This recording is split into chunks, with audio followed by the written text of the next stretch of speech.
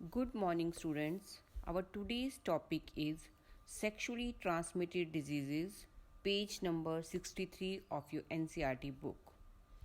Diseases or infections which are transmitted through sexual intercourse are collectively called sexually transmitted disease or venereal diseases or reproductive tract infections. Gonorrhea, syphilis, genital herpes, chlamydiasis, genital warts, trichomoniasis, hepatitis B, and of course the most discussed infection in the recent years. HIV leading to AIDS are some of the common STDs. Among these, HIV infection is most dangerous and is discussed in the chapter 8. Some of these infections like hepatitis B and HIV can also be transmitted by sharing of injection needles, surgical instruments, etc. with infected persons, transfusion of blood, or from an infected mother to the fetus too. Except for hepatitis B, genital herpes, and HIV infections, other diseases are completely curable if detected early and treated properly. Early symptoms of most of these are minor and include itching, fluid discharge, slight pain, swelling, etc. In the genital region, infected females may often be asymptomatic and hence may remain undetected for long. Absence or less significant symptoms in the early stages of infection and the social stigma attached to the STD deter the infected person from going for timely detection and proper treatment. This could lead to complications later, which include pelvic inflammation disease, abortions, stillbirth. Still means when the fetus is born dead or child is born dead, that is stillbirth. Ectopic pregnancy, when the pregnancy is not in the uterus, that is in the fallopian tube, etc. Infertility or even cancer of the reproductive tract. STDs are a major threat to a healthy society. Therefore, prevention or early detection and cure of these diseases are given prime consideration under the reproductive health care programs. Though all persons are vulnerable to these infections, their incidences are reported to be very high among persons in the age group of 15 to 24 years, the age group to which you belong. There is no reason to panic because prevention is possible. One could be free of these infections by following the simple principles given below. Number 1, avoid sex with unknown partners or multiple partners.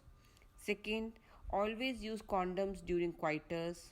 Third, in case of doubt, one should go to a qualified doctor for early detection and get complete treatment if diagnosed with disease. Ectopic pregnancy होती है जिसमें fertilisation तो fallopian tube में हुई और उसके बाद implantation भी वहीं हो जाए, वहीं पे ग्रोथ होनी शुरू हो जाए फीटस की, तो वो होती है एक्टॉपिक प्रेगनेंसी. मतलब फीटस इम्प्लांटेशन यूट्रस में ना होकर किसी और पार्ट पे हो जाए, चाहे फेलोपियन ट्यूब में हो, तो इसको कहते हैं ectopic pregnancy. Next is infertility.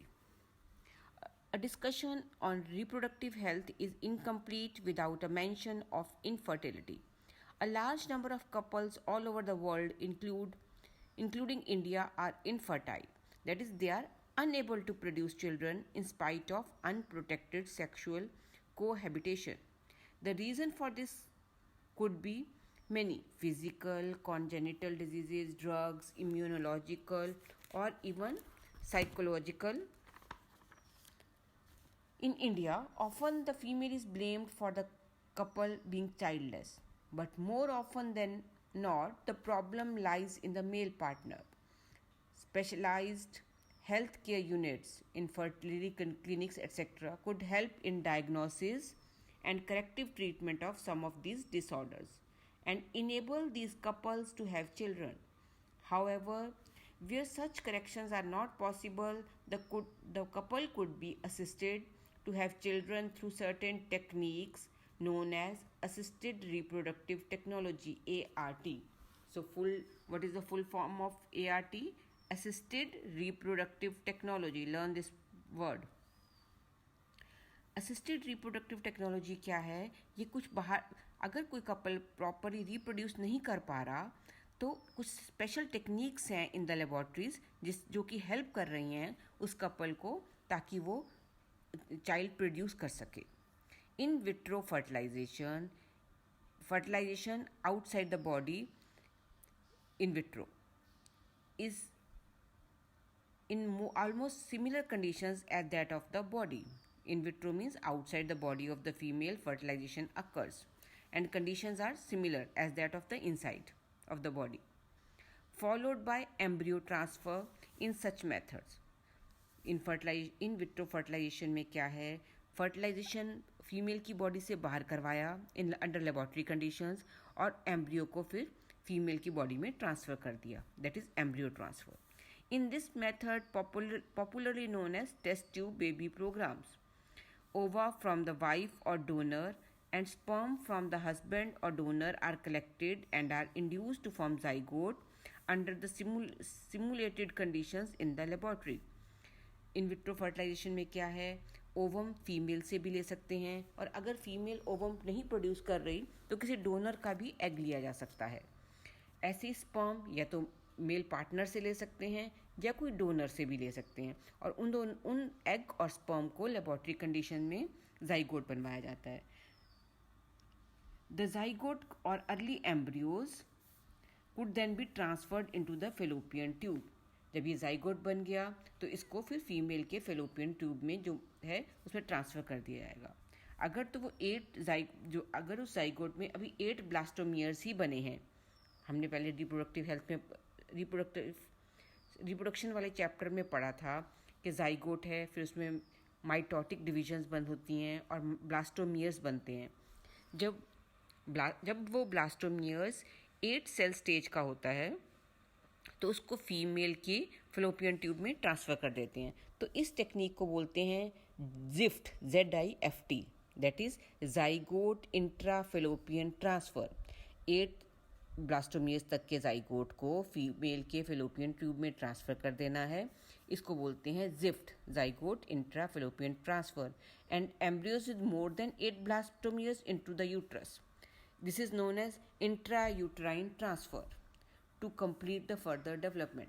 तो हमने 2 वर्ड्स पढ़े. जिफ्ट में क्या है? जाइगोट को फेलोपियन ट्यूब में ट्रांसफ़र कर देना है, पर अभी जाइगोट में 8 ब्लास्टोमियर्स ही बने हैं. पर अगर 8 ब्लास्टोमियर्स से ज़्यादा बन जाएंगे तो उसको डायरेक्टली यूट्रस में ट्रांसफ़र कर दिया जाएगा और इसको बोलते हैं IUT, that is intra uterine transfer. Embryos formed by in vivo fertilisation. Vivo means inside the body. Fusion of gametes with in the female. Vitro होता है आउटसाइड द बॉडी, विवो होता है inside the body of the female. Also could be used for such transfer to assist those females who cannot conceive. Transfer of an ovum collected from a donor into the fallopian tube of another female who cannot produce one but can provide suitable environment for fertilization and further development is another method attempted. अभी क्या है? Gamete intrafallopian transfer भी है. अगर किसी female में ओवा produce नहीं हो रहे तो किसी डोनर से लेकर ओवम ही सिर्फ उसके फेलोपियन ट्यूब में ट्रांसफ़र कर सकते हैं. तो इस चीज़ को बोलेंगे gift, GIFT, gamete intrafallopian transfer. तो अभी हमने 3 चीज़ें पढ़ ली. अगर जिफ्ट पढ़ेंगे Z वाला तो है कि बाहर जाइगोट बना और उस जाइगोट को फेलोपियन ट्यूब में ट्रांसफ़र कर दिया. अभी जो जाइगोट है उसमें 8 ब्लास्टोमियर्स ही हैं.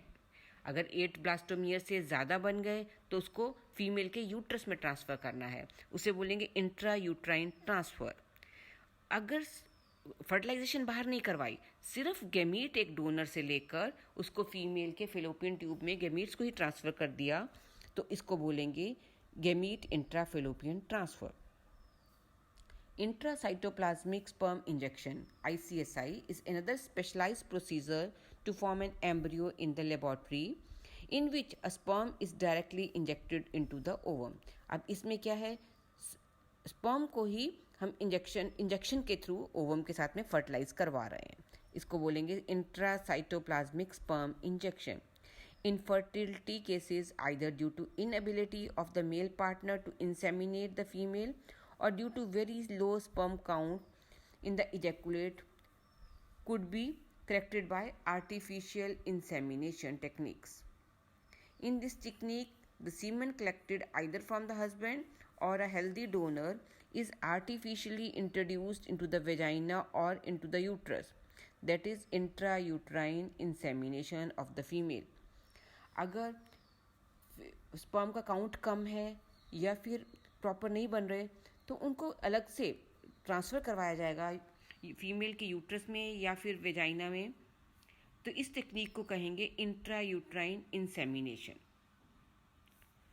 Though options are many, all these techniques require extremely high precision handling by specialized professionals and expensive instrumentation. Therefore, these facilities are presently available only in a very few centers in the country.